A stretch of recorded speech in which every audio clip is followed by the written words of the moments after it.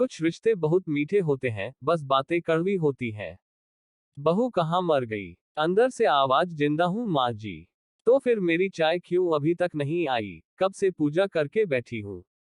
ला रही हूँ माँ जी। बहू चाय के साथ भजिया भी ले आई। सास ने कहा, तेल का खिलाकर क्या मरोगी? बहू ने कहा, ठीक है माँ जी, ले जाती हूँ। सास ने कहा, रहने दे, अब बना दिया है तो खा लेती हूँ। सास ने भजिया उठाए और कहा, कितनी गंदी भजिया बनाई है तुमने। बहू, माँ जी मुझे कपड़े धोने हैं, मैं जाती हूँ। बहू दरवाजे के पास छिपकर खड़ी हो गई। सास भजिया पर टूट पड़ी और पूरी भजिया खत्म कर दी। बहू मुस्कुराए और काम पर लग गई। दोपहर के खाने का वक्त हुआ। सास ने फिर आवाज लगाई, कुछ खाने को मिलेगा।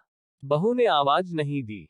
सास फिर चिल्लाई, भूखे मारोगी क्या? बहू आई सामने, खिचड़ी रख दी। सास गुस्से से, ये क्या है? मुझे इसे नहीं खाना, इसे ले जाओ। बहू ने कहा, आपको डॉक्टर ने दिन में खिचड़ी खाने को कहा है, खाना तो पड़ेगा ही। सास मुंह बनाते हुए, हाँ तू मेरी माँ बन जा। बहू फिर मुस्कुराए और चली गई। आज इनके घर पूजा थी। बहू सुबह 4 बजे से उठ गई।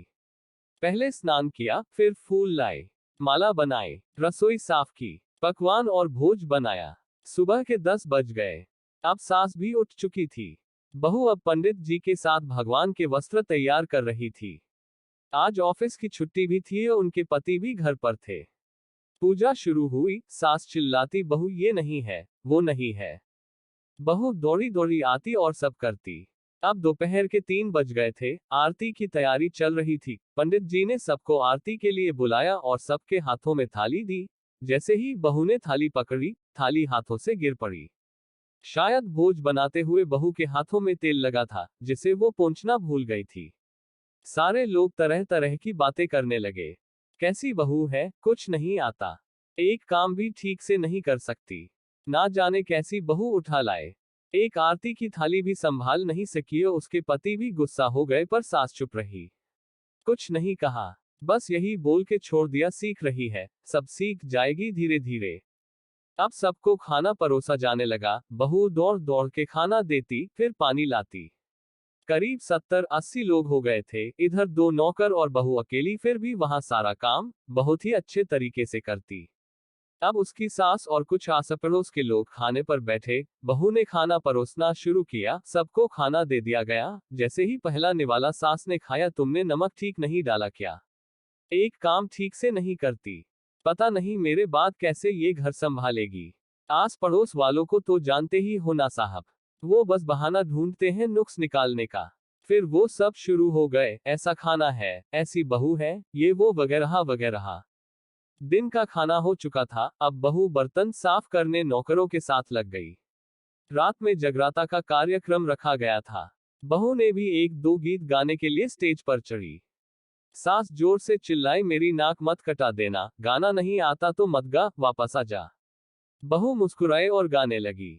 सबने उसके गाने की तारीफ की, पर सास मुंह फुलाते हुए बोली, इससे अच्छा तो मैं गाती थी जवानी में, तुझे तो कुछ भी नहीं आता। बहू मुस्कुराए और चली गई। अब रात का खाना खिलाया जा रहा था। उसके पति के ऑफिस के दोस्त साइड में ही ड्रिंक करने लगे। उसका पति चिल्लाता, थोड़ा बर्फ लाओ, तो सास चिल्लाती, यहाँ दाल नहीं है, फिर चिल्लाता, कोल्ड ड्रिंक नहीं है, पापड़ ले आओ। इधर उधर आखिरी में उसके पति की शराब गिर पड़ी उसके एक दोस्त पर और बोलत टूट गई। पति गुस्से में 2 झापड़ अपनी पत्नी को लगाते हुए कहता है, जाहिल कहीं की, देखकर नहीं कर सकती, तुझे इतना भी काम नहीं आता। सारे लोग देखने लगे। उसकी पत्नी रोते हुए कमरे की तरफ दौड़ी। फिर उसके दोस्तों ने कहा, क्या यार, पूरा मूड खराब कर दिया, यहाँ नहीं बुलाया होता, हम कहीं और पार्टी कर लेते। कैसी अनपढ़ गंवार बीवी ला रखी है तूने, उसे तो मेहमानों की इज्जत और काम करना तक नहीं आता, तुमने तो हमारी बेइज्जती कर दी। अब आस पड़ोस की औरतों को और बहाना मिल गया था। वो कहने लगी, देखो क्या कर दिया तुम्हारी बहू ने, कोई काम की नहीं है।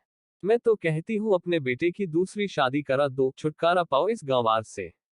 सास उठी और अपने बेटे के पास जाकर उसे थप्पड़ मारा और कहा, अरे नालायक, तुमने मेरी बहू को मारा, तेरी हिम्मत कैसे हुई, तेरी टांग तोड़ दूंगी। उसके बेटे के दोस्त कुछ कहने ही वाले थे कि उसकी मां ने घूरते हुए कहा, चुप, बिल्कुल चुप, यहाँ दारू पीने आए हो, जबकि पता है आज पूजा है और तुम्हें पार्टी करनी है। कैसे संस्कार दिए हैं तुम्हारे माता पिता ने।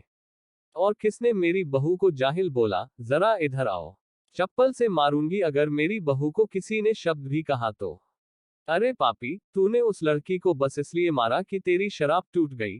पापी, वो बच्ची सुबह 4 बजे से उठी है, घर का सारा काम कर रही है, ना सुबह से नाश्ता किया ना दिन का खाना खाया, फिर भी हंसते हुए सबकी बातें सुनते हुए ताने सुनते हुए घर के काम में लगी रही।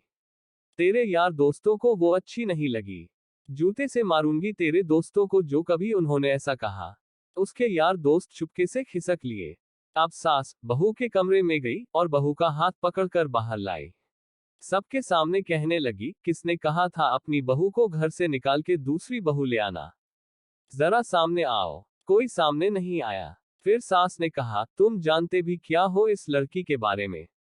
ये मेरी माँ भी है, बेटी भी। माँ इसलिए मुझे गलत काम करने पर डांटती है और बेटी इसलिए कभी कभी मेरी दिल की भावनाएं समझ जाती है। मेरी दिन रात सेवा करती है, मेरे 1000 ताने सुनती है पर एक शब्द भी गलत नहीं कहती, ना सामने ना पीठ पीछे। और तुम कहते हो दूसरी बहू ले आऊं। याद है ना छुटकी की दादी अपनी बहू की करतूत। सास ने गुस्से से पड़ोस की महिला को कहा, अभी पिछले हफ्ते ही तुम्हें मियाँ बीवी भूखे छोड़ घूमने चले गए थे। मेरी इसी बहू ने 7 दिनों तक तुम्हारे घर पर खाना पानी, यहाँ तक कि तुम्हारे पैर दबाने जाती थी और तुम इसे जाहिल बोलती हो। जाहिल तो तुम सब हो जो कोयले और हीरे में फर्क नहीं जानते। अगर आइंदा मेरी बहू के बारे में किसी ने एक लफ्ज भी बोला तो मुझसे बुरा कोई नहीं होगा, क्योंकि ये मेरी बहू नहीं, मेरी बेटी है। बहू सिसकियां लेते हुए फिर कमरे में चली गई। सास ने एक प्लेट उठाए और भोजन परोसा। बहू के कमरे में खुद ले गई। सास को भोजन लाते देखा तो बहू ने कहा, अरे माँ जी आप क्या कर रही हो, मैं खुद ले लेती। सास ने प्यार से ताना मारते हुए कहा, डर मत, इसमें जहर नहीं है, मार नहीं डालूंगी तुझे। तुझे नई सास चाहिए होगी, पर मुझे अभी भी तू ही मेरे घर की बहू चाहिए। बहू ने अपनी सास को रोते हुए गले से लगा लिया। सास भी रो दी पहली बार और कहा, चल खाना खा ले। फिर मजाक करते हुए कहा, फिर मेरे पैर दबाने चले आना और ये ख्याल मन में मत लाना कि सास पैर बोलती है, किसी दिन मैं इसका गला दबा दूंगी, क्योंकि कभी मैं भी यही सोचती थी। दोनों खूब हंसने लगती हैं। कुछ रिश्ते बहुत मीठे होते हैं, बस बातें कड़वी होती हैं।